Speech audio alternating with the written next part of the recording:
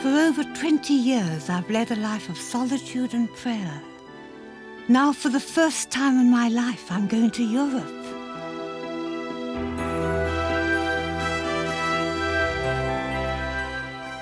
I'm going on a grand tour in search of some of the finest art treasures in the world.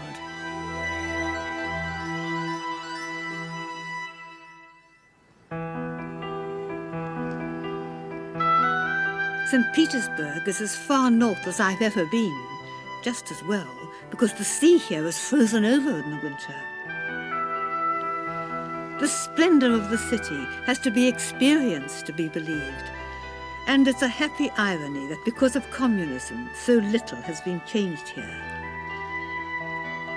At its heart lies the Winter Palace and the Hermitage, originally a private museum for the Tsars. Its grand scale is completely overwhelming. 400 rooms, 14 miles of corridors, and nearly 3 million objects on display. It doesn't seem possible that we have a whole hall here full of Rembrandts, but fortunately, I've no hesitation as to which is the one I love best. This is Rembrandt's Prodigal Son, and I think you could take this picture anywhere in the world, and people would respond. It's the story of a father who had 2 sons. And the younger son said to the father, "Look, I don't want to wait till you're dead for my money. Let me have it now." And the father gave it to him. And the son went away to a far country and he lived it up. Spent all his money, and then the country was in a recession. Nobody would help him and he had to take a job looking after the pigs. And then he started the long journey back. Rembrandt has shown the state to which the son has been reduced. His poor feet, so travel-stained, and the shoe worn out on one side, fallen off on the other. And his garment, you can see it's still got the embroidery around the top, one of his glad rags, which now is a rag. And here you see the father and the son lost together in this embrace. And I love the way Rembrandt has made the father's cloak come out like a sort of womb, protecting the son. And then, at the side, you see the third actor in the story. Remember, there were 2 sons. This is the elder son. He's stiff and narrow and upright. His eyes are fixed disapprovingly upon this little tableau. He's the man of law, as opposed to the father of love. Rembrandt makes it absolutely clear where he stands.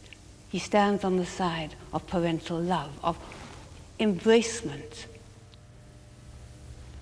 And that intimacy must have had a special poignancy for Rembrandt. Remember, his own children, most of them died. He just had 1 son left, Titus. A very good son, by the way. And Titus too died before his father. So here you have the picture of father's love, painted by a father, and it's impossible to look at it and not be moved.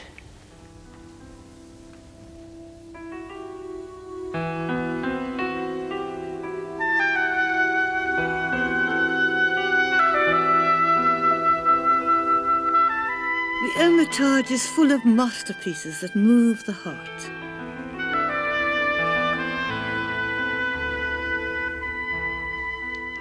But sometimes it's the unfamiliar works that seem to ask a question and demand attention, especially if they contain a mystery.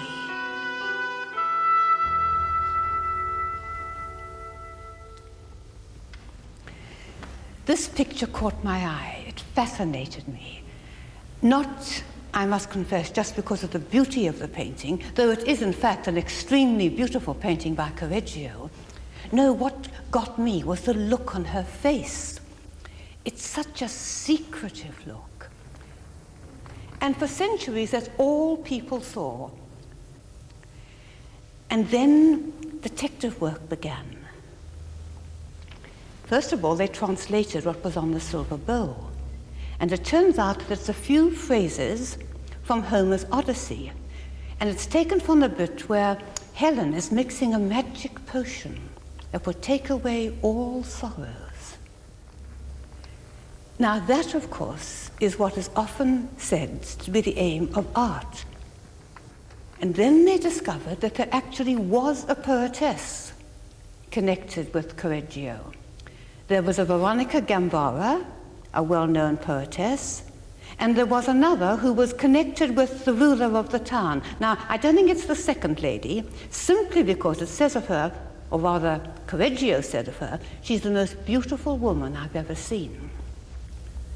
And although this is a nice seductive lady, she's rather a long nose. And I don't think she's put before us as just a splendid beauty. So I plump for Veronica. And when you get this clue of perhaps she's a poet, you then see that behind her is the laurel bush, always a sign of poetry. And then there's the ivy of immortality. And perhaps that gold chain isn't just personal adornment, it's the gold chain given to the triumphant artist. And all this detective work, which art often needs, makes the picture different. If she knows a secret, she's giving it to us to be our secret too. She asks us to take the bowl from her and drink.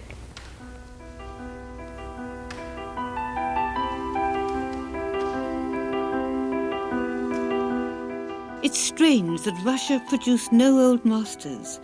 Only in the 20th century, with abstract art, was there a flowering of artistic genius. Sadly, the authorities didn't like this art. Now, at last, the greatest Russian artist, Kandinsky, is being appreciated, even if he is hanging in the attic. When you first look at this, you may be absolutely baffled. I'm going to go out on a limb and say what I think it is. And that is, I think it's a battle at sea.